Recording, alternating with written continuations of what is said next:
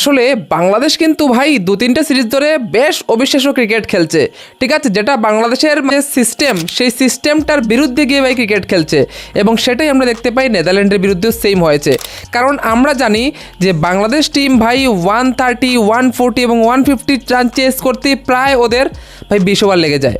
সেই জায়গায় দাঁড়িয়ে মাত্র 14 নম্বর ওভারের ভিতরেই ভাই চেস করে নিল বাংলাদেশের এই টিম। সেটা কিন্তু একটা মারাত্মক ব্যাপার এবং অনেক পজিটিভ সাইন আসবে বাংলাদেশের জন্য, বিশেষ করে ভাই এই এশিয়া কাপের জন্য। ঠিক আছে, তো আমরা এই ম্যাচ নিয়ে কথা বলবো। তার আগে বলে নেই যে বাংলাদেশ কিন্তু আমরা দেখতে পাচ্ছি যে বিগত শ্রীলঙ্কার সাথে একটা সিরিজ ছিল, সেটাও উইন করেছে। তারপর আমরা দেখতে পাই যে পাকিস্তানের সাথে একটা সিরিজ হয়, সেটাও কিন্তু জিতে। আর নেদারল্যান্ডের সাথে সিরিজটাও কিন্তু ভাই দারুণভাবে শুরু করেছে। কারণ যখন আমরা দেখতে পাই প্রথমত যে নেদারল্যান্ডের শুরুটা কিন্তু ভালো ছিল, প্রায় 3 ওভারে আমরা দেখতে পাই 25 রান করে নেয় ভাই নেদারল্যান্ডের টিম। এবং সেই জায়গায় দাঁড়িয়ে যেটা কামব্যাক করলো প্রথমত তাসকিন, সেই কামব্যাক করালো। আর ভাই সাইফ হোসেনের কথা কী বলবো, সেটা তো একটা স্পেশাল প্লেয়ার হয়ে গেছে বাংলাদেশের জন্য। বিশেষ করে ভাই নাম্বার 4-এ এসে ব্যাটিংও করতে পারে এবং সাথে ভাই স্পিন বলও করতে পারে। তো সেটা নিয়ে তো আলগাভাবে কথা বলতে চাই। তো প্রথমে মনে নেই যে আমরা কি দেখি বাংলাদেশ টস জিতে। তো আরেকটা প্রশ্ন আছে যে বাংলাদেশ টস জিতে কেন ব্যাটিং করলো না? কারণ ভাই বাংলাদেশের তো একটা জিনিস বুঝতে হবে যে আমাদের ভাই প্রথমত ব্যাটিং করে রান করতে হবে। অর্থাৎ 160, 170 রান করলে এখন আর এশিয়া কাপ জিতা যাবে না। এশিয়া কাপ জিততে হলে, কারণ সামনে কে রয়েছে ভাই? ভারত রয়েছে। ভারতের যে টিমটা রয়েছে ওরা 200-র নিচে কোনো কথাই বলবে না, একদম মিনিমাম 200 বলছি ভাই। উপরে 250 হতে পারে, 260 হতে পারে। তো এই কোয়ালিটির টিম ভাই ভারতের। তো সেই টিমের সামনে যদি তোমাকে ভাই টক্কর দিতে হয় তো অ্যাটলিস্ট 200 তো ভাই করতে হবে, কারণ বাংলাদেশের বোলিং লাইন আপ আসলে ভালো আছে। তো সেই জায়গায় দাঁড়িয়ে আমার মনে হচ্ছে পাকিস্তানও দেখছি আমরা যে ব্র্যান্ড অফ ক্রিকেট খেলছে, ওরাও একটা নতুন একটা ভাই টিম নিয়ে এসেছে যে যাও ভাই মারো। তো সেম এগ্রেশন কিন্তু আমরা ভাই বাংলাদেশের থেকেও দেখতে পাই, কিন্তু প্রথম ব্যাটিং করলে বোঝা যেত যে আসলে কতটুকু এগ্রেশনের সেরা খেলতে পারে। এবং আমরা কি দেখি যে ভাই প্রথমত 136 রানে আমরা দেখি যে আটকে দেয় ভাই নেদারল্যান্ডের সেই দলটাকে। নেদারল্যান্ডের দলটাও কিন্তু খারাপ নয়, কিন্তু বাংলাদেশ আসলেই খুব ভালো বোলিং করে এবং আমরা জানি যে বাংলাদেশের বোলিং লাইনআপটা আসলেই ভালো। ঠিক আছে, তো সেই জায়গায় দাঁড়িয়ে আমরা দেখি তাসকিন খুব ভালো বোলিং করে, মুস্তাফিজুর ভালো বোলার, সবাই জানে মেহেদী হাসান ও ভালো বোলার। তো ওভারঅল যদি দেখা যায় তো ভাই বাংলাদেশের বোলিং তো ভালোই, আমরা জানি সেটা। এবং সেটা তারা বোলাররা আবার করে দেখিয়েছে, 136-এ আউট করে দিয়েছে। এবার ওদের কাজে ছিল না প্রেশার। এবং সবথেকে বড় ব্যাপার হচ্ছে কি তাদের যে ওপেনার পারভেজ হোসেন ইমন, তার ইন্টেন্টটা দেখে মনে হচ্ছে না বাংলাদেশ আসলে একটা ইন্টেন্ট নিয়ে আসছে। কারণ 136-এর চেজিংও নেমে প্রথম বলে 4, দ্বিতীয় বলে 4, তৃতীয় বলে একটা সুইপ খেলে যেটা ছক্কা হয়। তো এই 3 বলেই ভাই বলে দিয়েছিল যে ওদের ইন্টেন্টটা কী।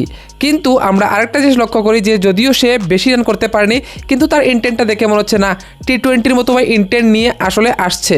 এবং নাম্বার 3-তে লিটন কুমার দাস, আমি বলেছি আগেও যে লিটন দাস যেদিন খেলবে মনে হবে বাংলাদেশ টিমের জন্য ভাই ফাটাফাটি। কারণ লিটন দাস লিটারেলি ভালো প্লেয়ার এবং যখন খেলে, যেদিন খেলে লাইক ফকর জামানের মতো ভাই, সেদিন কিন্তু দারুণই খেলে। এবং লিটন দাস আমরা দেখি 26 বলে তার 50টা করে নেয়। ঠিক আছে, এবং অপরাজিত থাকে ভাই 29 বলে 54 রানে। এবং তার সাথে হোসেন ভাই, সেটা একটা কিন্তু প্লাস পয়েন্ট হয়ে গেছে। এক তো বোলিং করে দেবে, আমরা দেখি যে ভাই মিডল অর্ডারে বোলিং এসে একই ওভারে প্রথম 4 খাওয়ার পরও কিন্তু আমরা দেখতে পাই যে 2টা উইকেট তুলে নেয় এবং ভাই কোমর ভেঙে দেয় নেদারল্যান্ডের। ঠিক আছে, তো সেই জায়গায় দাঁড়িয়ে বোলিং প্লাস ব্যাটিং সেটা কিন্তু একটা বাংলাদেশকে বাড়তি সাহায্য করবে। কারণ এর আগে আমরা দেখেছি সাকিবুল হাসান সেই কাজটা করতে পারতো, মেহেদী হাসান মিরাজ সেই কাজটা করতে পারতো, এখন মেহেদী হাসানে করে। ঠিক আছে, তো সেই জায়গায় বলছি যে বাংলাদেশের বোলিং, তো আমি আগেও বলেছিলাম যে বাংলাদেশের বোলিংয়ে সমস্যা নেই, বাংলাদেশের বোলিং ভালো করবে। কিন্তু সমস্যা যেটা সেটা হচ্ছে কি বাংলাদেশের ব্যাটিং।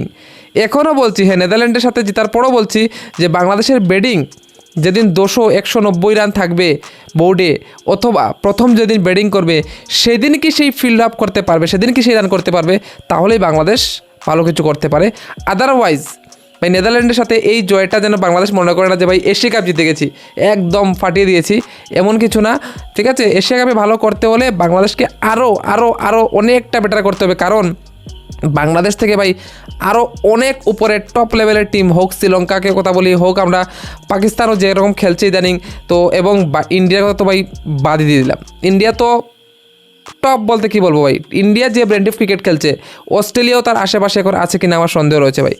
মানে টপ ক্লাস ইন্ডিয়ার প্রত্যেকটা ব্যাটার, T20 ব্যাটার কী বলবো ভাই, আগুন জ্বলিয়ে দিচ্ছে। একটু যদি ইন্ডিয়ার ডোমেস্টিক লিগের দিকে সবাই তাকাও না, যারা ইন্ডিয়ার টিমে নেই তাদের ব্যাটিং দেখলেও তোমার মাথা নষ্ট হয়ে যাবে ভাই। এ ধরনের ক্লাস হিটিং করছে ভাই এখন ইন্ডিয়ার প্লেয়াররা। তো যাই হোক, সব মিলিয়ে আমরা যে দেখতে পেলাম যে বাংলাদেশের টিমটা কিন্তু দারুণ জয় করলো এবং 14 ওভারে জিতে নেবে, এটা হয়তো বাংলাদেশি ফ্যান্সরাও ভাই এক্সপেক্ট করেনি, যেটা বাংলাদেশের স্বভাবের বাইরে গিয়ে করেছে। তাই তো বলছি ভাই, বাইরে আসতে হবে টি20-র জন্য, ওডিআই ফরম্যাটের সেই সিস্টেম থেকে বাইরে আসতে হবে এবং হিটিং করতে হবে আন্ধাধুন, ঠিক আছে? তাহলেই তুমি টি20-তে ভাই জয় পেতে পারো। বোলিং তো ভাই ভালো করবেই অবশ্যই, তো দেখা যাক কী হয় নেক্সট ম্যাচগুলোতে। তো আজকের জন্য এতটুকুই। তোমাদের ভিডিওটা ভালো লেগে থাকলে লাইক করে দিও, চ্যানেল তোমরা যারা সাবস্ক্রাইব করে আমাদের পাশে থাকবে, এবং আরেকটা কথা হচ্ছে গিয়ে ভাই শেয়ার করে দেবে সবার সাথে, ঠিক আছে? তো দেখা হচ্ছে অন্য একটা ভিডিও, তখন বাই বাই।